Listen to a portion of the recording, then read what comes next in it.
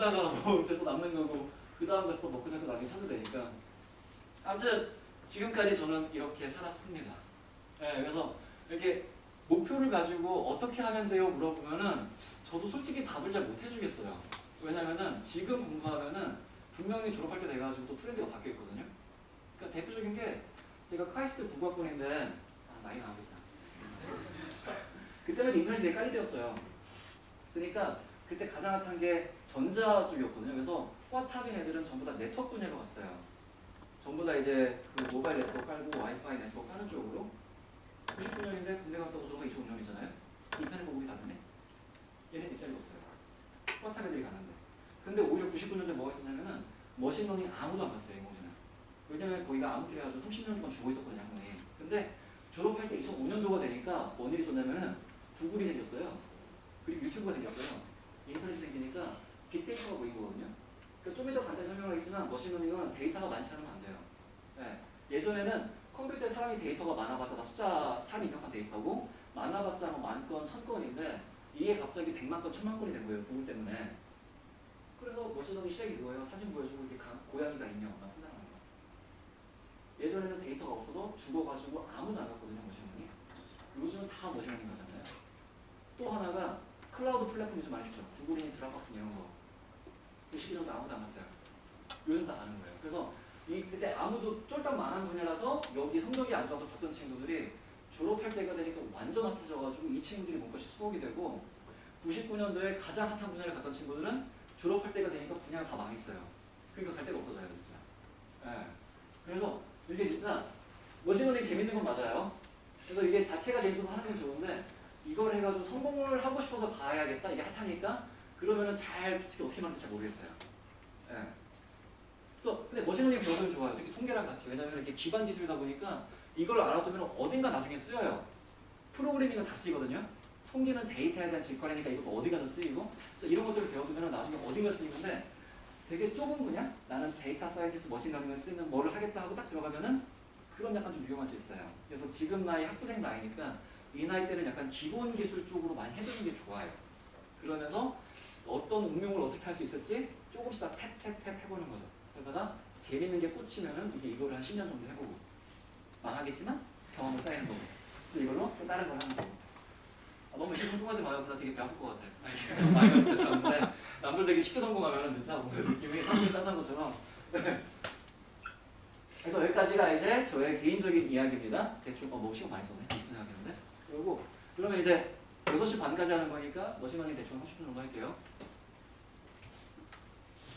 머신러닝이 그냥 통계예요. 그러니까 이제 보면은 이런 식으로 이제 그림을 그리는데 제일 안에 뭐 딥러닝이 있다 말을 하고 그러니까 제일 바깥에 이제 인공지능이 있는 거고 그 안에 머신러닝이 있는 거고 그 안에 딥러닝이가 부리는 알고리즘이 있는 거고 그다음 여기랑 여기 사이 데이터 사이언스의 교차점이 있는 건데 여기 둘 사이 교차점이 있다고 하는 이유가 뭐냐면 얘네들이 하는 게 똑같아요. 결국 이거예요.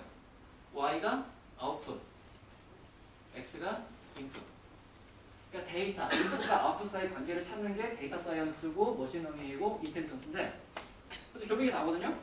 근데 이제 약간 차이가 있다라면은 데이터 사이언스라고 말을 하게 되면은 이거는 이제 어떤 데이터가 있을 때 이게 왜 생겼나에 대한 묘사에 들어가요. 요즘 뭐 핫한 게 뭐 브라질에 비가 내리면 스타벅스 커피가 어떻게 되니 뭐 어디 날씨가 안 좋으면 넷플릭스 레비뉴가 올라가니 사람들이 밖에 못 나가니까 인터넷 봐가지고 이런 식으로 나오잖아요. 이런 식으로 데이터사의 연관관계를 묘사하는 게 데이터 사이언스에서 많이 하는 거고요. 똑같이 관계를 하는데 머신러닝은 어떻게 하냐면은 그 자동차를 자율주행하는 것처럼 데이터를 모아가지고 약간 학습을 시킨 다음에 이걸로 앞으로 운전을 하게 시켜요. 네. 그렇게 되면은 이제 머신러닝이라고 부르겠네요. 그 둘 사이에 같은 방법론인데 이걸 어떻게 사용하냐에 따라가지고 데이터 사이언스냐 머신러닝이냐 부르긴 하는데 지금 말한 것처럼 너무 비슷하기 때문에 굳이 그 방법론에 대해서 차이는 거의 없다고 봐도 돼요. 그래서 기존에는 데이터 사이언스의 대표적인 통계거든요. 또 통계랑 머신러닝 사이의 차이를 설명을 한다면은 통계 같은 경우는 주로 이런 식으로 선형관계라고 해요. 리니어 릴레이션이라고 하는데 y는 ax 플러스 b로 단순하게 나타나는 형태. 그러니까 여기로 단순화시키는 게 이제 통계 기존에 많이 하던 방법이고 여기는 데이터가 별 필요가 없고 이걸 확장을 한 게 이제 위에는 ax 플러스 b인데 이거는 함수의 일부분이잖아요. 그래서 되게 다양한 형태의 함수, 특히 논 리니어. 그러니까 예를 들어서 통계 같은 경우는 y랑 x가 있으면은 이런 거 설명 잘해야겠죠. 근데 만약에 데이터가 그렇게 안 생겼으면 이렇게 꼬이면 그럼 당연히 뭐 폴리노미얼 추가해가지고 제곱톱 넣고 세제곱톱 넣고 하면 되긴 하죠. 근데 데이터를 보기를 내가 모르잖아요. 이 같은 경우는 입력이랑 아웃풋이 하나씩이니까 보면은 바로 직관이 오는데 인풋이 막 100개, 1000개 돼버리면 어떻게 몰라요? 바로 그릴 수가 없으니까. 그래가지고 이거를 이제 해결해주기 위해 만든 게 머신러닝이에요. 그래서 방법론이나 그 밑에 있는 티오리는 거의 같다고 보면 돼요. 그래서 솔직히 통계가 얘의 일부분이라고 봐도 되는 거고요. 그래서 둘을 하는데 결국은 이제 인풋과 아웃풋 사이에 관계를 하는 거고 이 둘 사이를 되게 가르기가 힘든 게 이제 어떻게 되냐면은 통계 쪽에서도 이제 빅데이터가 쌓인 거고 데이터가 쌓였잖아요. 빅데이터 하려면 결국 얘네도 논 리니어로 갈 수밖에 없거든요. 비전 데이터로 관계로. 그러다 보니까 요즘 통계학과 가면 머신러닝 하고 있고요. 전산과에서 머신러닝 가면은 통계부터 가르쳐요. 수업을. 그래서 결국은 이제 구분이 없어요. 그래서 어떤 식으로 묘사를 하냐면은 그 ML에 되게 유명한 교수님인데 그분 하시는 말이 이제 좀 이따 슬라이드 나중에 나오구나. 그분 하시는 말씀이 나중에 다시 말하겠지만 엔지니어링을 하려면은 물리를 알아야 되잖아요. 똑같이 머신러닝 하려면은 통계를 알 수밖에 없어요. 이거 모르면 할 수가 없는. 네. 안 그러면 되게 약간 사짜 되기 쉬워요. 사기꾼. 고의로 사기를 치는 것 같진 않은데 모르니까 본인이 사기가 돼요. 이쪽으로 하면 될 텐데 근데 일단은 통계라고 하면은 이렇게 이런 것처럼 별로 아무 관심 없어요. 통계 되게 지루해 보이잖아요. 평균, 수준편차, 끝 이러니까. 근데 만약에 여기다가 좀 프레임에서 좀 있어 보이게 만들면은 이게 우리가 부르는 머신러닝이고 여기다가 이제 인공지능이다라고 말을 하게 되는 순간 사람들이 몰려들기 시작을 하죠. 근데 이제 전형적인 약하는 방법. 그래서 일단은 약을 어떻게 파는지부터 말을 해줄게요. 안 좋은 사례. 그러니까 여기 와가지고 뭐 그레디언트 방법이니 머신러닝 할 때 뭐 최저점을 찾아가는 방법이니 에러텀을 줄이는 건 이런 얘기하면은 너무 테크니컬하고 재미가 없으니까 그래서 뭔가 역사는 악인한테서 많이 남겨져. 이렇게 시론 나나비께서 하신 말씀인데 이것도 역사는 나쁜 놈한테도 많이 배워요. 근데 역사가 재밌어지니까 그것처럼 인공지능을 설명하기 전에 AI로 사기치는 사람한테 말을 해줄게요. 어떤 식의 사기가 가능한가. 그래서 약간 머신러닝을 전발하는 사람들은 나 머신러닝 한다고 하지 인공지능 한다고 하진 않아요. 왜냐면 이게 너무 사자가 돼버려가지고. 그래서 가장 대표적인 게 이런 거. 인공지능 사람의 인풋 학습이 가능할까? 가장 대표적인 양이거든요. 이걸 이제 인공지능을 영화 보고 배운 사람들이에요. 그러니까 영화에서 뭐 인공지능 로봇들이 막 뛰어다니고 사람이랑 막 이러고 하니까 근데 보면은 결국 머신러닝이 이거잖아요. Y는 fx의 인격이 어디 있어요? 이게 함수지. 그러니까 데이터 주고 그 간의 관계를 찾는 거여서 그러니까 말을 제대로 하면은 인공지능 적용 사례에 비윤리적인 케이스는 있어요. 그러니까 데이터 수집하다가 프라이버시를 위반해서 데이터를 수집한다거나 또는 어떤 게 있냐면은 이제 뉴욕의 미국의 매사추세츠 쓰는 방법인데 그 사람 인건비가 비싸잖아요. 그래서 감옥에 있는 사람들인데 감옥 유지비가 비싸니까 약간 죄가 좀 적은 사람들을 미리 보내줘요. 가석방을 해가지고 패롤이라고 하는데 그 가석방에 나갈 사람들을 판단하는 방법을 예전에는 판사가 했거든요. 근데 판사 인건비 비싸잖아요. 재판할 것도 많은데 그래서 머신러닝이 없어요. 근데 문제는 뭐냐면은 머신러닝은 결국 데이터 상관관계를 한 거죠. 기존의 판사들이 누구를 가석방 보낼지 판단을 할 때 흑인한테 되게 불리하게 한 거예요. 네, 흑인은 가석방 안 보내주고 백인 위주로 보내주고 그 데이터를 학습을 한 다음 적용을 하니까 이후에도 적용되는 게 흑인은 가석방 가기 되게 어렵고 백인은 금방금방 나가고 그러니까 이런 식으로 머신러닝을 비윤리적으로 적용한 케이스는 있어요. 이런 식으로 노냐면 오케이. 근데 사람의 인풋 학습 가능할까 무슨 말도 안 되는 소리 하는 거죠. 그러니까 이거는 이제 약간은 첫 번째 사례. 두 번째 사례는 이렇게 뭐 주식 집값 99% 정확히 예측하는 시스템을 만들었습니다. 자신 있게 말하셨어요. 이거 100% 사기예요 이거. 그러니까 이게 왜 사기냐면 이게 이제 통계를 모르는 사람들이 머신러닝하면 이렇게 돼요. 그러니까 머신러닝이라는 게 그 구글이 텐서플로우 만들어가지고 다 공개를 해버렸거든요. 아마존도 자기들 머신러닝 공개하고 그러니까 머신러닝이 알고리즘 다 풀려 있어요. 그냥 라이브러리 받아다가 그냥 pip 인스톨 텐서플로우 해가지고 설치하면 끝나요. 결국 데이터 싸움이에요. 그러니까 구글도 데이터는 절대 안 줘요. 그러니까 구글이 알고리즘을 공개하는 이유가 어차피 니들은 데이터 없으니까 이걸 알아도 못 써라고 하니까 주는 거예요. 네. 그래서 알고리즘은 있으니까 누구나 갖다 쓸 수 있죠. 근데 통계에 대한 기본 지식이 없으니까 이런 말이 나오는 건데 이게 왜 나왔냐면은 간단히 설명을 해줄게요. 이게 다 똑똑한 친구들이니까 되게 금방 이해할 것 같아요. 그러니까 만약에 삼성으로 예를 들면은 삼성 주가가 시간에 따라서 좀 막 움직이잖아요. 그러니까 과거 20년을 했을 때 만약에 이게 뭐 20년 전에 안 좋을 때는 5,000원이었다가 요즘 주가가 뭐 몇십만 원 하나요? 근데 아마 중간에 분할됐으니까 예전 가치로 하면 몇백만 원 할 거예요 아마. 그래서 예를 들어서 뭐 200만 원 정도 한다고 해봐요. 얼마인지 모르겠는데. 그러면은 이제 예측을 하는데 오늘이 딱 여기 있어요. 그렇죠? 그러니까 역사적으로 보면 삼성전자 주가가 5천원부터 200만 원까지 왔다 갔다 했는데 그러니까 플러스 마이너스 100만 원이죠. 근데 오늘 주가가 예를 들어가지고 대충 50만 원이라고 해봐요. 그러면은 내일 삼성전자 주가가 어떻게 할까요? 하면은 뭐 몰라도 뭐 플러스 마이너스 2%겠죠, 그렇죠? 갑자기 10% 움직이진 않을 거 아니에요. 삼성전자 큰 기업이 플러스 마이너스면은 대충 2%면은 만 원 왔다 갔다 하나요? 그렇죠? 자, 비교를 해보자면은 삼성전자 주가가 플러스 마이너스 100만 원이었어요. 플러스 마이너스 100만 원 대비 나는 예측을 플러스 마이너스 만 원을 할 수 있다고 하는 거예요. 말이 안 되는 거거든요. 아무나 쓰는 건데 이거 지금 필요가 없어요. 그러니까 뭐 주가는 랜덤이란 말 많이 하잖아요. 당연하죠. 그럼 왜 오늘 가격이 플러스 마이너스 만 원 하면 나도 그냥 쓰겠다 고 신경 안 쓰고. 근데 이 사람들이 비교를 할 때 오늘 주가 대비 변화율, 그러니까 플러스 마이너스 2%를 예측하는 거지. 그러니까 플러스 2%가 될 것이다. 아니면 마이너스 2%가 될 것이다. 이렇게 하면은 예측이 다 틀려요. 어차피 주가 예측이 힘들고. 근데 그 비교 대상을 내일 수익률이, 그러니까 오늘 대비 내일 수익률이 얼마일까를 비교하는 게 아니라 과거 20년간 삼성전자 주가가 플러스 마이너스 100만 원 했으니까 이거 대비 내일 주가가 얼마나 변할까 하면은 당연히 99% 나오죠. 네. 왜 아프지 않지? 엄마요? 예. 잠시만요.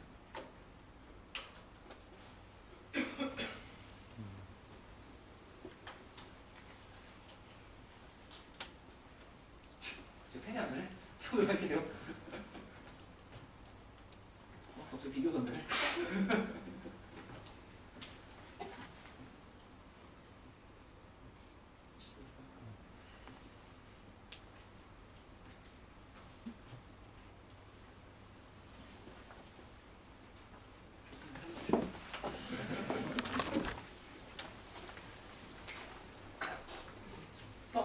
되겠습니다. 네, 그래가지고 계속 90% 나오는 게 아무도 아니에요. 이게 그 머신러닝 알고리즘 그 데이터가 있는데 이게 통계에 대해서 벤치마크를 어떻게 되는지는 개념이 없으니까 이걸 뭐 이제 주로 저희가 말할 때는 랜덤워크이다. 랜덤워크는 프로세스니까 그 값 자체가 중요한 게 아니라 변화를 중요하다라는 통계적인 백그라운드가 있으면 이런 말 못하죠. 근데 통계에서 아는 게 없으니까 데이터 놓고 역사 대비 보니까 90% 나오더라. 값이 결국값이 이거 예측하면 되게 말을 하는 거고요. 또 이제 많이 파는 게 뭐 예를 들어가지고 그 수익률 우리는 이제 그 값 예측하는 말이 아주 많았으니까 그 수익률을 한다. 돌려보니까 와 우리 13%가 나오네 연간. 그리고 우리 대단하다 이러거든요. 이것도 이제 어떤 식으로 약을 파냐면요. 자 과거 20년간 데이터가 있어요. 그러니까 삼성전자 현대차 이렇게 대기업들이 많이 올랐죠. 자 그러면은 나는 투자를 할 때 내가 20년 전에 해놨으면은 삼성전자에 투자를 했겠습니다. 그럼 너는 13% 나오는 거죠. 그러니까 이거 가지고 뭐라 그러냐면은 그러니까 look ahead bias라고 그래요. 그러니까 학습을 할 때 이 미래를 알고 있잖아요. 미래를 아는 상태에서 학습을 한 다음에 다시 과거에 적용을 하니까 당연히 알죠. 네. 살고싶다고 20년 전에 들어가면 누구는 못해요 그거.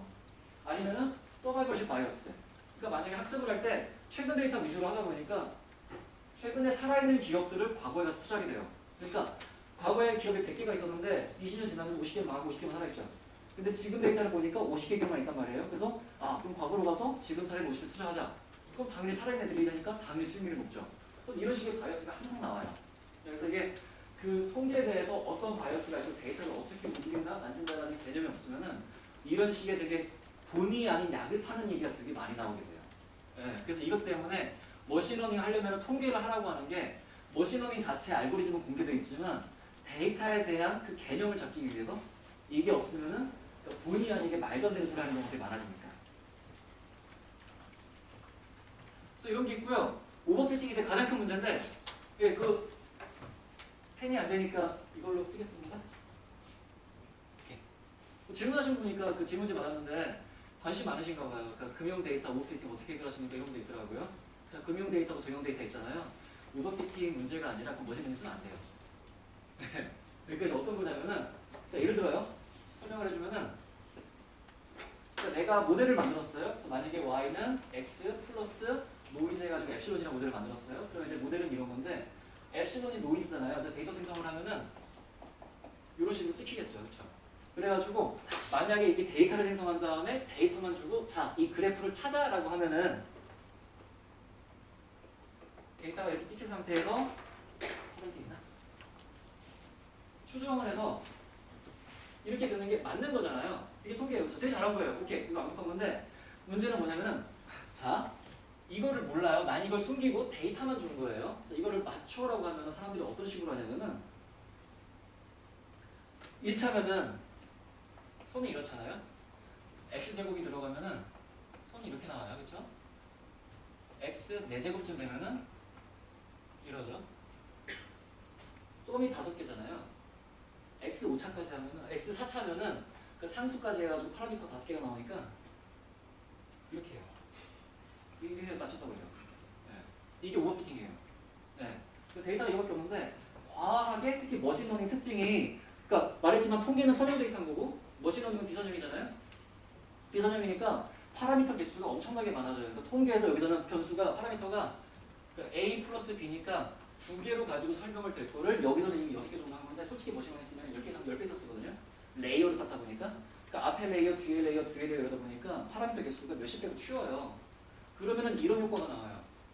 이러면은 일단은 말도 안 되는 거고 문제가 뭐냐면은 자 그러면은 내가 만약에 값을 x 값을 여기를 줬다.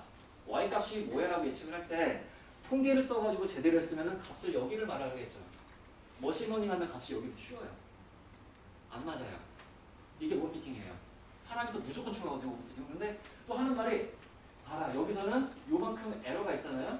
그래서 만약에 설명력을 R스퀘어라고 하는데 통계로 돌려서 R스퀘어가 한 70% 나왔을 거를 우리는 머신러닝을 써가지고 R스퀘어를 거의 뭐 99%까지 찍었다라고 말을 해요. 그 사람들이. 자, 99% 보면 무조건 오버피팅이에요. 나올 수가 없어요. 저거. 그러니까 왜냐면은 데이터 자체가 관측인데 관측은 예전부터 에러가 있을 수밖에 없는데 그런데도 90% 나왔다는 거는 그냥 오버피팅. 그거는 그냥 다 이 사람 개념이 없구나라고 생각하시면 돼요. 네. 오버피팅인 거고. 그래서 이제 아까 말했을 때 금융 데이터에다가 머신러닝 쓰면 안 된다고 했잖아요. 그게 왜 그러냐면 뭐 예를 들어서 뭐 신용도료 같은 걸 할 때 부도 확률을 예측을 해요. 그러니까 부도 확률 예측할 때 뭐 probability 디폴트 들어가지고 A 플러스 제일 많이 쓰는 게 레버리지거든요. 그 다음에 볼라틸리티도 많이 쓰고 플러스 엡실론이 있는 거고, 그렇죠? 그러니까 레버리지가 높으면 부채 비율이 높으니까 그럼 당연히 부도가 많이 날 테고 볼라틸리티가 높으면 왔다 갔다를 많이 하니까 당연히 위험 그 밑에 부도 프레시홀드를 채울 확률이 올라가서 당연히 부도가 많이 나는 거고 그 다음에 회사마다 다르니까 엡실론은 당연히 있는 거고, 그렇죠? 이 경우 같은 경우는 딱 이 그래프예요. 그러니까 얘랑 얘 사이에 관계가 모노토닉하잖아요. 하나가 올라가면 상대방도 올라가잖아요. 그렇죠? 레버리지가 올라가면 당연히 부도 확률 올라가는 거고 볼라틸리티 올라가면 부도 확률 당연히 올라가요. 그렇죠? 둘 사이의 관계가 리니어하단 말이에요. 모노토닉하게. 이 경우는 이걸로 충분한데 여기에 굳이 머신러닝 쓰겠다고 막 하다 보면은 R스퀘어가 오르지만 실제로 하는 거는 이게 나와요.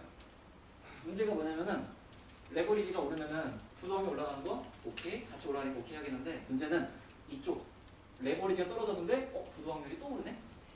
레버리지가 떨어져도 부도 확률이 오르나? 이런 식으로 잘못된 결론이 나와요.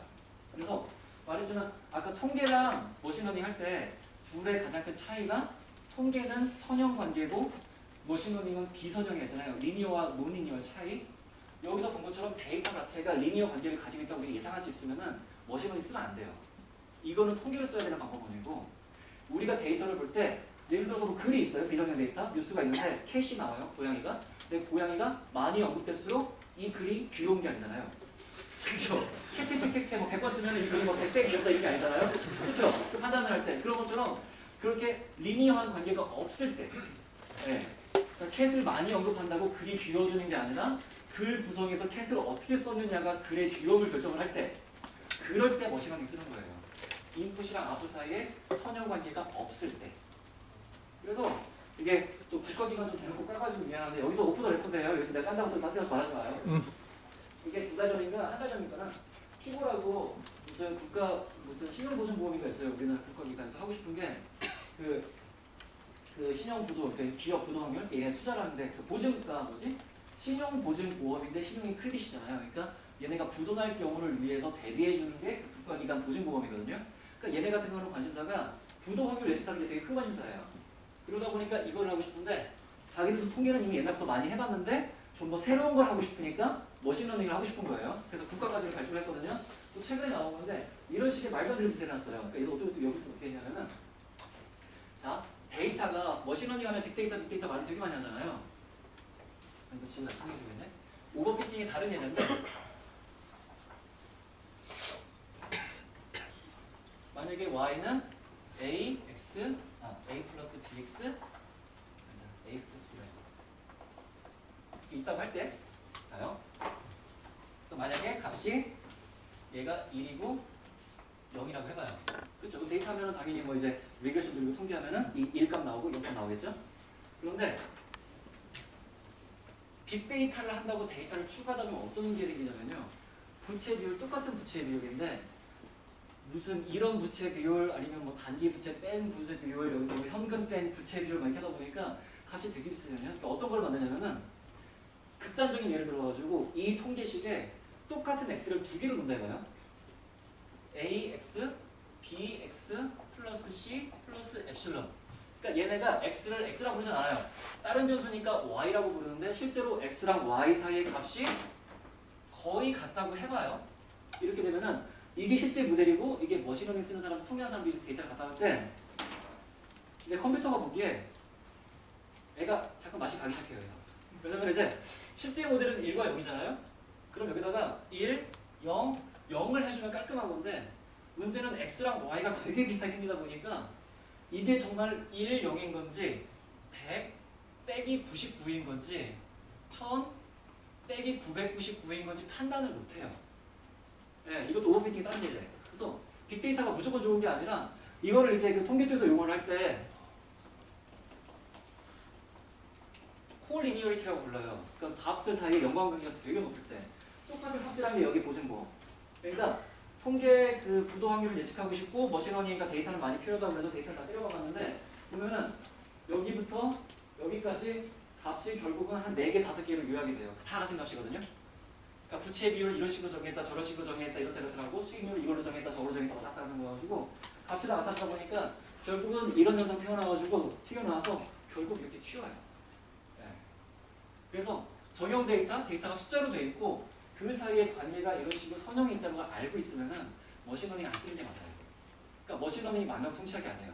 케이스 바이 케이스에서 머신러닝을 쓰는 경우는 첫째, 관계가 선형이 아닐 때, 둘째, 숫자가 정형 숫자가 아니라 비정형 데이터일 때, 텍스트랑 이메일.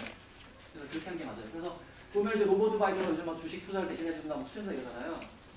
믿지 마요. 대부분이 이런 식으로 사짜돼요. 그러니까 금융권에 많이 하는 게 그 사람들이 되게 혹해요. 주가가 뭐가 오르는지 나는 모르는데 기계가 알려준다고 하니까. 근데 보면은 실제 이 사람들한테 주가를 어떻게 예측했나 물어보잖아요. 말을 못해요. 뭐라고 하냐면은 머신러닝은 블랙박스라 우리는 모르겠습니다 이러거든요.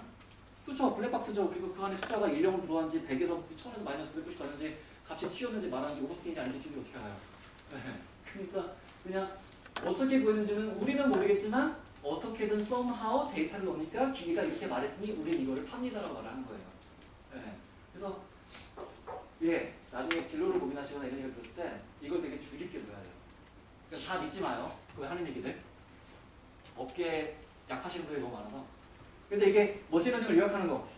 머신러닝은 좋은 건데 똥을 똥이 나와요. 그 어쩔 수 없어요. 그러니까 여기서 본 것처럼 데이터를 잘못하면은 결국 그러니까 머신러닝 알고리즘 자체는 아름다워요. 되게 잘 맞는 거죠. 근데 데이터 자체를 잘못 집어넣게 되면은 뭔 짓을 하든지 간에 결국 결과값은 똥이에요, 그냥. 그래서 정말 중요한 거는 얼마나 좋은 머신러닝 알고리즘을 쓰느냐가 아니라 얼마나 잘 데이터를 디자인하느냐. 그리고 내가 가진 데이터에 맞게 방법으로 선택을 하느냐. 이게 가장 중요해요. 실제 보면은 이제 머신러닝 사람들 데이터 사이언티스트라고 하는데 실제 시간의 80%를 데이터 모으는 데 써요.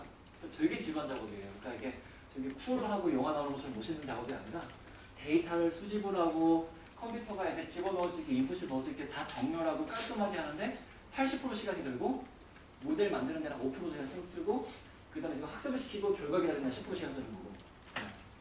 가장 중요한 거는 결국은 데이터라는 머신러닝이 아니라. 그래서 그래요. 그래가지고 이제 통계라고 말을 하면 되게 지루하게 들릴 수가 있고요. 통계라는 부처 자체가 좀 지루하게 생겼고 그 다음에 이제 지루하긴 한데 AI나 머신러닝 하려면 이거를 모르고는 할 수가 없어요. 데이터를 이해를 해야 어떤 방법을 쓸지 선택할 수 있으니까. 그래서 그래가지고 이제 또 중요한 게 요즘 같은 뭐 가짜 뉴스 많이 나오잖아요. 이 시대에 이거 데이터를 제대로 쓰는 게 정말 중요하다고. 그러니까 약간 트렌드가 뭐냐면은 요즘은 사람들이 인터넷에서 글 읽은 가짜 전문가가 너무 많아요. 주식시장. 나 제일 한심한 게 워렌 버핏처럼 같이 투자해가지고 돈 벌이 되는 사람들. 워렌 버핏 같이 투자 안 한 지 80년, 30년 지났거든요. 그러니까 솔직히 보면은 요즘 워렌 버핏 뭘로 돈 버냐면은 전부 다 M&A예요. PF. 근데 그걸 하는 원인이 뭐냐면은 워렌 버핏이 가이코라는 인슈런스 보험회사가 가지고 있는데 보험회사 특징이 돈을 꾸준히 해주잖아요. 그러니까 자동차 보험 경기가 좋든 말든 사람들 자동차 보험료는 내니까 여기서 나오는 캐시카우를 가지고 레버리지를 해서 투자를 해요. 그래서 뭐 예를 들어 전략이 뭐 베팅 어게인스트 베타 전략 이런 식으로 이렇게 말이 나오는데 워렌 버핏이 돈을 번 거는 뭐 굳이 가치 투자에 생각하기보다는 이런 식으로 레버리지를 이용한 건데 그래서 약간 잡담이긴 한데 그 버크셔 해스웨이라는 회사가 이제 워렌 버핏이잖아요. 자, 버크셔 해스웨이가 설립된 이유가 워렌 버핏 가치 투자의 가장 큰 실패였어요. 왜냐면은 그때 원래 그 버크셔 해스웨이가 투자 회사가 아니라 방적 회사예요. 천 만드는 회사. 그래서 워렌 버핏이 뭐 PB 레이쇼를 본 거죠. 그러니까 북에셋이랑 마켓 밸류 봐가지고 보니까 레이쇼가 너무 좋은 거예요. 그러니까 시가총액이 너무 낮으니까 이걸 인수해서 얘네가 가지고 있는 현금 보유고랑 기계랑 인벤토리만 팔아도 돈이 남는다. 그래서 버크셔 해스웨이를 인수를 했는데 인수를 하고 3년 지나서 깨닫고 나서 보니까 돈이 다 날라갔네? 돈 다 태웠어요. 어떻게 됐냐면 그때 한참 우리나라나 동남아 나라들이 그 방적 산업을 전부 다 뺏어올 때였어요. 그러니까 우리나라 인건비가 워낙 싸니까 60년대, 70년대 때문에 그래서 헐값에 막 덤핑을 하다 보니까 미국이나 방적 산업들이 다 나가야 되었거든요. 그래가지고 자기들이 말하는 것처럼 가스에서 말하는 PBR 레이쇼 가지고 투자를 했는데 쫄딱 망하는 거죠. 그래서 그냥 또 남은 건 없고 그냥 폐쇄하려니까 좀 귀찮고 그래서 그거를 지주회사로 바꾼 거예요. 네, 그게 시작이었어요. 그래서 최근에 버크셔 해스웨이 치고 보면은 약간 골드만에 있는 친구들이랑 얘기 들어보면은 진짜 얘는 화생 전략 같은 것도 그렇고 정말 전략을 잘 세워요. 근데 내가 들은 것 중에 얘네가 같이 투자한다는 얘기 들어보셨어요. 최근에. 얘네 하는 거 진짜 레버리지를 쓰거나 아니면 이제 자기들 가백 이슈를 이용해가지고 뭐 파생, 옵션 같은 거를 팔 때 이거 뭐 담보 같은 걸 얘는 좀 내거든요. 그때 뭐 이제 그것 때문에 골드만이나 JP모건한테 큰 돈 번 적게 있는데 이런 식으로 뭐 그래서 뭐 그런 것들 그래서 그 사람들이 근데 그 사람도 모르고 그런 건 아니고 그런 일 많이 하는 이유가 왜냐면 인터넷 기준으로 모든 사람들이 얘기를 하면 오래 버핏처럼 같이 투자하는 법이랑 책이 뭐 수백 번이 나오잖아요. 그러니까 책을 보고 자기가 데이터를 분석한 게 아니라 오래 버핏이 진짜 어떻게 하는지 데이터 분석한 게 아니라 남들이 하는 얘기를 보고서는 그렇게 전문가 된 사람이 너무 많아요. 그러다 보니까 나도 전문가니까 말을 한 거고 이 말을 들은 사람들이 또 자기가 전문가가 되는 거고 근데 그 백그라운드가 되는 데이터는 전혀 다른 얘기를 하고 있는 거고 그래서 정말 이제 그런 식의 주어들어서 전문가가 되지 않기 위해서는 데이터를 만지긴 해야 돼요. 그러니까 어차피 통계는 진로를 어떻게 하든지 간에 공부하는 게 좋다고 생각을 해요. 왜냐면 통계를 배우면서 데이터 만지는 법을 배우니까. 네. 요즘은 데이터를 안 만지고 넘어갈 수는 없거든요. 그러니까 마케팅을 하더라도 마케팅 이제 뭐 구글 같은 홈페이지 올리면은 광고 클릭할 때 이 클릭한 사람들이 정말 돈으로 연결됐나 회원가입이 했나 이런 통계가 다 나와요. 그러니까 결국은 마케팅을 하더라도 전략을 하더라도 데이터가 항상 떨어져 나오고 그럼 내가 한 선택이 좋았다 나빴다 평가를 해야 되기 때문에 어느 분야를 가든지 데이터를 만질 수밖에 없어요. 그래서 그거는 데이터 통계는 분야 상관없이 꼭 공부를 했으면 좋겠어요. 그래서 뭐 이런 식으로 이게 이제 데이터를 분석하는 방법이고 그 다음에 이제 이게 시대를 어떻게 바꿨냐면은 그러니까 지금 프로그래밍 패러다임 자체가 바뀌었거든요. 그러니까 구글이 자율주행 자동차를 만든다고 말을 하는데 2005년까지 시작했으니까 솔직히 10여 년이 넘었어요. 근데 뉴스에 갑자기 나오기 시작한 지 4년밖에 안 됐잖아요. 이게 왜 그랬냐면은 이것도 머신러닝 때문인데 2004년, 5년도에 만들 때는 프로그램을 어떻게 짰냐면은 자, 간다. 근데 사람이 장애물이 있다. 차를 멈춰라. 파란불이다. 진행해라. 교차로가 있다. 우측으로 가라. 또 조건이 있을 때 어떻게 행동할지 말해줬어요.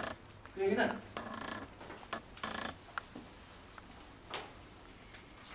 Y는 FX에서 구글이 한 거는 일단은 인풋이 있죠. 앞에 사람이 있다, 장애물이 있다, 신호등이 있다, 교차로가 있다. 인풋이 있을 때 어떻게 행동을 해라. 함수를 정해준 거예요. 그럼 이걸 가지고 기계가 그러면 무회전, 좌회전 멈추고 진행하고 아웃풋을 일정하는 게 옛날 전통적인 프로그래밍 방법이었거든요. 지금 이게 어떻게 바뀐 거냐면은 네가 어느 경우에 어떻게 운전할지 나는 모르겠어. 근데 일단은 프로 운전기사를 태워놓고 카메라를 잔뜩 달아줄게. 인풋이랑 이 운전자가 운전하는 방법을 데이터로 줘요. 이 두 개를 주고 어떻게 운전하는지는 네가 알아서 판단해. 이 방법은 차이예요. 그래서 프로그램 자체가 약간 구글이 그동안 뭐 클라우드 플랫폼이니 뭐 하드빈이 뭐 무슨 분산 데이터베이스니 막 이런 식으로 막 하다가 끝판왕으로 나온 게 이제 데이터베이스. 그래도 예전에는 클라우드니 이렇게 서버 분산 처리로 가면서 좀 더 우리가 할 수 있는 이 함수의 영역을 넓혀줬거든요. 근데 이제는 뭐 함수 만들 필요도 없어. 데이터만 모아. 나머지는 기계가 알아서 할 거야. 이런 식으로 간 게 이제 머신러닝이에요. 그래가지고 확실히 세상을 바꾼 건 맞아요. 머신러닝. 네. 질문이 네. 크게 두 가지가 있는데 아까 요거 말씀해 주실 때 데이터에 너무 적합한 모델이 적합한 모델이요? 그러니까 너무 어큐러시를 높이려고 하다 보면. 네네 네. 이제 예를 들어서 이제 아노말리 펑션 같은 이상치 네. 너무 약간 정상하고 이상치의 그 서버가 너무 걸려가지고 예를 들어서 정상치 천대 있고 이상치 하나 있고 이런 상황에서 어떻게 접근을 그 경우도 되게 좋은 질문인데 공개 수준이에요? 이게 좋은 질문인데 어느 전공이에요? 아저 경영학과요? 사실 3년간의 경영하고도 다르네. 저랑 이게 그러니까 오히려 그것 때문에 통계가 중요한 건데, 그러니까 일단은 데이터 모델링하기 때문에 x랑 y 사이 관계가 뭔지 띠오리를 먼저 알아야 돼요. 이론을. 그 스토리를 알아야 돼요. 그러니까 관계를 알아야지 그걸 만든 모델을 선택하는 거니까. 그래서 데이터만 주고 모든 걸 다른 경우 없어요. 분석할 때. 그래서 지금 질문한 게 아웃라이어 말하는 거죠. 데이터가 만약에 이렇게 모여 있는데 갑자기 뜬금없이 하나가 여기로 이렇게 뚝 떨어져 있어요. 그러면 어떻게 반습할 수 있냐? 만약에 통계를 쓰면은 이 아웃라이어가 없을 때는 선이 이렇게 가다가 얘 하나가 끼니까 이 기울기가 영향을 받아가지고 너무했다. 데이터가 나오니까 약간 기울기가 원래 이렇게 되려고 했던 게 이런 식으로 조금 낮아지는 정도로 영향을 받아요. 그렇죠? 아웃라이어 하나 때문에. 그래서 이렇게 해도 그래도 적어도 인풋이 올라갈 때 아웃풋이 올라간다는 관계는 그대로 유지가 되거든요. 아무래도 하나밖에 없으니까. 근데 이거를 머신러닝 쓰게 되면 어떻게 하냐면은 비전용 데이터에 최적화되어 있잖아요. 데이터가 막 이렇게 있고 이렇게 있으면 머신러닝은 피팅을 이렇게 해요. 관계가 깨져요. 네. 그렇기 때문에 스토리에 따라 가지고 아웃라이어가 튀어나올 수는 있지만 내가 생각하기에 아무리 생각해도 X랑 Y 상계가 선형이 나. 그럼 머신러닝 써요. 오히려 통계가 나요. 그죠? 바이어스가 생기죠. 두 번째 질문이 그다음에 이제 그 정확도 이외에 네. 그런 모델을 평가할 수 있는 메트릭이 아, 그래도 제일 많이 하는 게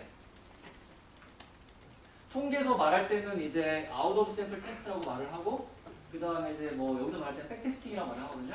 어떤 식이냐면은 데이터가 10만 개가 있으면은 한 6만 개 정도를 학습을 시켜요. 그다음에 2만 개를 써가지고 그 어디서 이제 멈출까 충분히 학습이 되나 판단하는 데 쓰고 마지막 2만 개로 우리가 학습한 모델의 정확도를 측정을 해요. 네, 그래서 만약에 피팅이 이렇게 됐으면은 아까 마지막에는 2만 개 데이터를 했을 때 말도 안 되게 튀어나가겠죠. 안 맞을 거 아니에요. 여기서 아 모델이 뭔가 잘못됐다라고 말할 수가 있죠. 근데 그거를 안 해서 문제인 거예요. 아까처럼 오버핏 나오는 경우가 그냥 10만 개 데이터 있으면은 10만 개를 다 학습해 쓴 다음에 어큐러시가 높다면 끝내요. 이 쪼개서 백테스팅을 안 하고 그러다 보니까 이런 실수를 해요. 그래서 그 특징이 그 오버피팅의 특징은 그러니까 특정을 할 때는 RSQL가 막 99%가 되는데 백테스팅을 하면 형평없게 나와요. 이 차이가 있으면은 아 이거 오버피팅 있는 거구나. 네. 근데 이 테스트 안 하고 샘플 없다고 그래서 멈춰버리면은 오버피팅 된 건지 안 된 건지 모르는 거예요. 그러면 저희 지금 데이터 셋을 트레이닝 셋, 밸리데이션 셋으로 나누고서 이제 밸리데이션 셋으로 이제 그 오버피팅 검사를 그렇죠. 보러 가는 네, 그렇죠. 생각이 테스트했고 반드시 필요해요. 제대로 하면. 그게 가장 중요한 단계라고 할 수가 있죠. 아, 내가 정말 좋으니까 되게 좋은 질문인데. 공부 많이 했나 봐요, 그쪽에? 그런 지금 질문이 되게 전문적인데? 예, 그래서 패러다임 바뀌어가지고 요즘은 데이터 가지고 기계가 판단을 한다. 그런 식으로 바뀌었다는 거. 그래서 머신러닝 필드가 여러 개가 있어요. 뭐 여기 또 질문 있어요. 있고, 이걸 이제 아웃풋이 뭐다라고 사람이 주는 거고. 교수님 여기 또 질문이 있습니다. 네. 네. 아, 네네네. 네. 그 머신러닝을 쓰면은 네. 그 아웃라이어까지 너무 정확하게 반영을 해서 네. 그 통계를 쓴 게 낫다 이렇게 하셨는데 네. 머신러닝 할 때 피처 사이즈를 애초에 좀 줄여서 하면은 아, 피처 사이즈요? 네. 그러니까 그러면은 이제 말했지만 오차 함수까지 파라미터가 많은 거를 좀 적게 쓰는 거죠. 근데 어차피 관계가 선형형을 알고 있으면은 굳이 그 1차 이상 쓸 필요가 없잖아요. 네, 그래서 스토리가 먼저 바탕이 돼야 돼요. 이 두 사이의 관계가 어떻게 될 것이라는 걸 내가 알고 있으면은 여기에 맞는 모델을 선택하는 식으로. 네, 그래서 막 약간 요즘 세상에 띠오리 배우는 게 되게 재미없게 들릴 수는 있겠지만 그거 반드시 있긴 해야 돼요. 그래서 데이터가만 해도 그리고 통계를 먼저 하는 게 개념 잡기 좋고요. 이렇게 해서 그림 그린 다음에 좀 치고 아 선형이 안 맞는 것 같다 그때 바꾸면 되는 거니까. 그래서 이제 뭐 필드가 이렇게 쭉 있는데요. 슈퍼바이즈니 어슈퍼바이즈니 이제 리인포스먼트가 있는데 시간이 이제 이 정도 됐으니까 이제 우리 자꾸 설명하면 되겠다. 그러시고요. 자 이제 본격적인 시리즈 모드입니다. 그 지금은 사지 않겠지만 나중에 회사 가서 금융권 가려면 꼭 사요. 네, 그래가지고 이제 근데 이제 김영환 교수님 수업을 들으시는 분들은 트라이얼 교수 받아가지고 이제 과제 시간에 쓰실 수 있고요. 이제 어떻게 활용할지 활용 방법 설명을 좀 드릴 거고. 그다음에 그렇지 않은 분들도 저희 홈페이지 가면은 이제 트라이얼 계속 신청하는 그 버튼이 있을 거예요. 그래서 그거 하면 한 달을 받을 수가 있는데 김영환 교수님 통해서 연락을 주면은 뭐 4달까지 그냥 뭐 이렇게 학기 끝날 때까지 4달이라고 학기 끝날 때까지 그래서 이렇게 하기로 이제 말을 했으니까 저희서 회사랑요. 그래서 뭐 해보고 괜찮으면은 이제 그 다음 학기 교수님 수업 들으면서 이렇게 계속 요청하면은 해줄게요. 그래서 이제 뭐 슈퍼바이즈 러닝 이제 이거 설명을 해줄 거고요.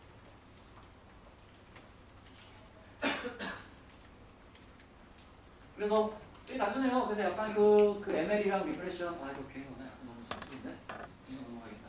그래서 클래시피케이션 같은 경우는 이제 통계로 하는 클래시피케이션은요. 그러니까 인풋 배열이 있죠. 그러니까 예를 예를 들어서 뭘로 예를 들지? 그래서 뭐 이렇다 저렇다 뭐 상태하는 게 그걸로 해야겠다. 환자 할 때, 환자 볼 때. 그 환자가 약을 했는데 나을 수도 있고 죽을 수도 있잖아요. 뭐 치료를 받을 때. 그래서 어떤 치료를 했다. 이 환자 상태가 어땠다. 그리고 그 병원에 있던 지 몇 개월이 됐고 수술을 받았다 안 받았다 이런 통계가 있잖아요. 그랬을 때 우리가 볼 수 있는 결과값은 죽었다 살았다인데 죽었다 살았다가 되기 전에 이런 효과들이 어떤 영향을 미친 거고 이게 임계치를 넘을 때 죽은 거잖아요. 그걸 이런 식으로 표현을 해요. 그래서 우리가 볼 수 있는 거는 어떤 치료를 받았고 어떤 상태였고 최종 결과값이 죽었다 살았다 결과를 볼 수 있는데 그 중간 단계의 그 중간 상태 그걸 Y 스타라고 이렇게 써요. 그래서 스타가 주로 우리가 관측할 수 없는가. 그래서 이런 거를 측정하는 통계 방법이 있어요. 이제 로지시니 프로빗 쓰면 이제 이걸 하는 거거든요. 그래서 이걸 하는 건데 이거랑 똑같은 게 그 머신러닝에서 여기 나오는 클래시피케이션. 제가 이 뉴스기사 읽은 다음에 이 뉴스기사가 긍정이다 부정이다. 이렇게 해주는 거고요. 그 다음에 이제 데이터가 있으면 그룹으로 묶을 수가 있잖아요. 그래서 이 그룹이 A, B, C, D 그룹이 있는데 A랑 B가 정말 다른 애냐 아니면 같은 애인데 이름은 바뀌는 거냐 그걸 판단하는 방법이 T-테스트나 아노바 테스트 이런 식의 통계 방법이 있어요. 이게 여기 나오는 언슈퍼바이즈의 클러스터링. 그래서 결국은 머신러닝이나 통계나 다 1대1 매칭은 다 돼요. 근데 이제 말했지만 차이는 전형 데이터로 선형 관계를 할 때는 통계를 쓰는 거고 비전형 데이터는 머신러닝 쓰는 거고 그 백그라운드가 되는 피오리는 다 동일하다는 거예요.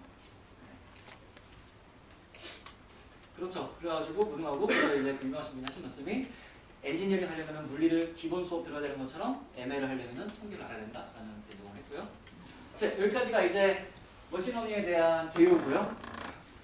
근데 확실히 애들이 똑똑하니까 너무 신기하다. 그러니까 보통 이제 밖에 나와서 이런 얘기 하면은 대충 10분 지나면 되게 관심 없어서 딴 거 핸드폰 보시거든요. 그러니까 머신러닝 수학이 나오니까 근데 지금 되게 눈빛이 되게 초롱초롱해요. 그래서 되게 이렇게 사람들이 머신러닝 얘기하는데 재밌게 들어주는 게 너무 좋은데? 재밌게 들어주는 거 맞죠? 지금 착각하는 거 아니고 이렇게 고마워요. 그래서 내가 이런 거 보여줄 건데 뭐 하는지 하려면은 홈페이지를 가서 이거 좀 나니까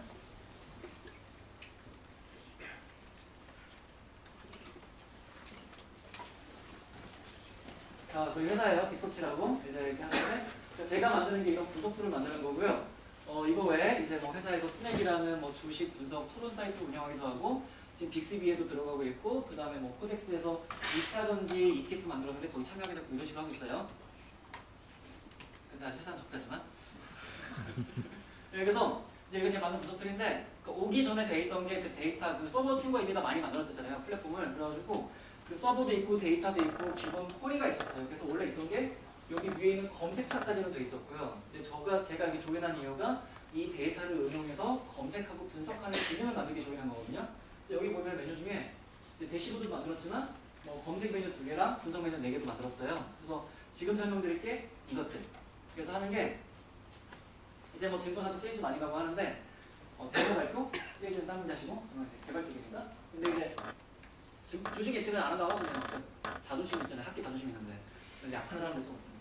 안 하고 하는 게 검색이랑 분석을 한다고 그래요. 네, 검색 기능 2개, 기업 분석 검색을 하고 그다음 분석은 뭐 산업 분석이니 감성 분석 이런 것들 하는 거고요. 그래서 이제 하나하나 설명할게요. 일단은 첫 기능이 기업 분석인데 이거 모티브는 에어비앤비예요 그냥.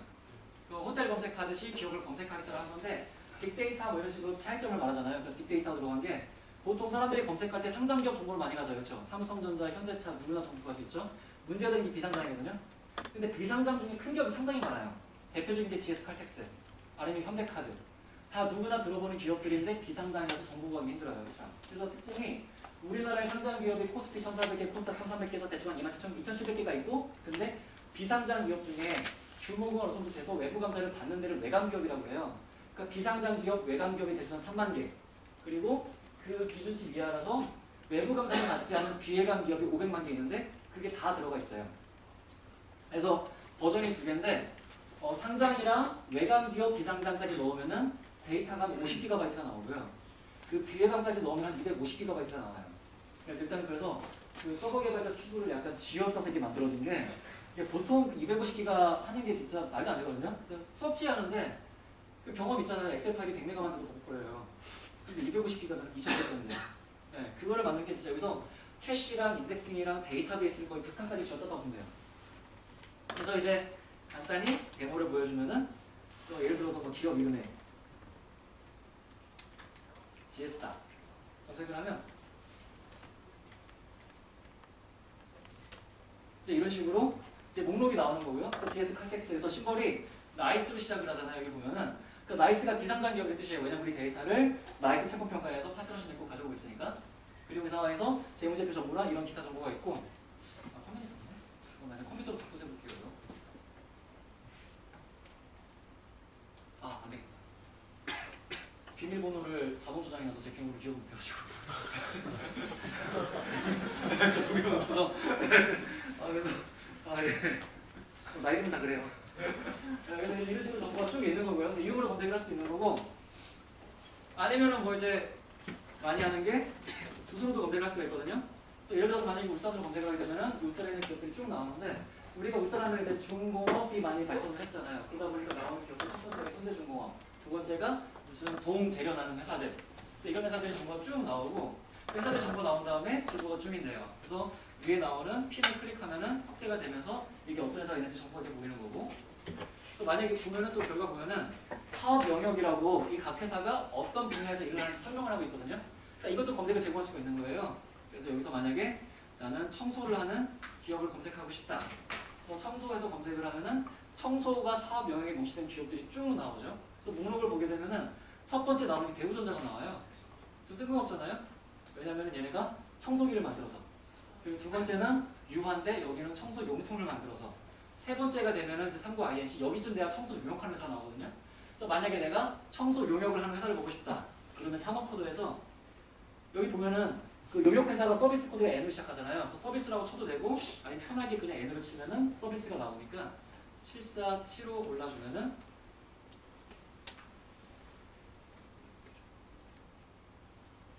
이제 여기 목록에서 이제 청소 사업 영역이 청소가 들어가면서 산업이 그 서비스업인 쪽 청소 영역을 하는 회사들이 주로 나오게 되죠. 그래서 1위부터 10위까지 일단 총 59개가 가져있는데 1위부터 10위까지 가져다 보니까 수도권에 많이 몰려있게 되고요. 만약에 밑으로 내려가서 이제 두 번째 페이지로 가게 되면은 이제서야 이제 대전, 제주도 이런 곳까지 확대가 되게 돼요. 이런 식의 결과가 있고요. 그 다음에 이제 여기까지 사업 영역이나 이런 거 이제 주어진 데이터를 가지고 검색을 하는 거고 여기는 이제 머신러닝이 조금 들어간 게 관련 키워드로 검색을 했거든요. 그러니까 최근에 뉴스 많이 나온 게 조양 회장님 많이 나오셨잖아요. 그래서 이렇게 하면 여기서 이제 뭘 하는 거냐면은 신문 기사마다 판단을 해요. 각 신문 기사가 어느 기업에 연관이 되어 있는지. 그러니까 여기서 아까 머신러닝 정확히 학습시킨 거니까. 그래가지고 저희가 신문 기사가 과거 20년 동안 9,100만 건 이상 가지고 있거든요. 매일 들어오는 게 130개 언론사에서 2만 5천 개씩 들어오는데, 그래서 그 신문 기사를 조야구가 들어가 있는 신문 기사를 다 뒤진 다음에 이 신문 기사들의 연관된 기업들이 뭔지 다 찾는 거예요. 그러다 보니까 처음 나오는 게 대한항공, 한진칼 이런 식으로 나오죠. 근데 여기서는 보여주는 게 연관도 손으로 보여주는 게 아니라 여기 매출 순으로 보여주고 있어요. 그러다 보니까 GS 홈쇼핑이 연관도는 낮지만 좀 위에 뜨는 거고, 네 번째 그 다음에 진에어, 한국공항, 유스홀딩스 이런 식으로 목록이 뜨는 거고요. 그러니까 이거 외에 이제 뭐 관련 조건, 그거 외에 뭐 이제 뭐 시가총액이나 설립일이나 종업원수나 대표이사 나이 이런 것도 검색할 수가 있고, 예를 들어서 설립일에 2015년 이후에 설립된 회사를 보고 싶다 검색하면은 또 다 뒤져가지고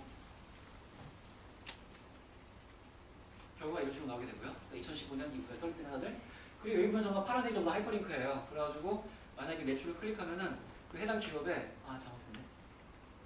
해당 기업에 원래 과거 20년치 매출을 보여주는데 지금 검색 조건이 2015년 이후에 설립된 회사잖아요. 그러다 보니까 역사가 별로 안 나요, 데이터가. 그러니까 원래 전체라면 20년치가 나거든요, 96년부터. 그래서 이런 식으로 하거나 아니면은 이 회사가 수업되어 있는 산업 있잖아요. 그러니까 좀 이따 산업 분석이라고 보실 텐데, 대표사 클릭하셨네. 네, 그 위에 대표사를 클릭하면은 대표이사가 누군지 이름 보여주고 나이 보여주고 생년월일 보여주고 프로필 어떤지 보여주고, 아니면은 산업을 클릭하면은 그 원유 정제 처리업이었잖아요. 여기 소속되어 있는 상장 기업이 3개,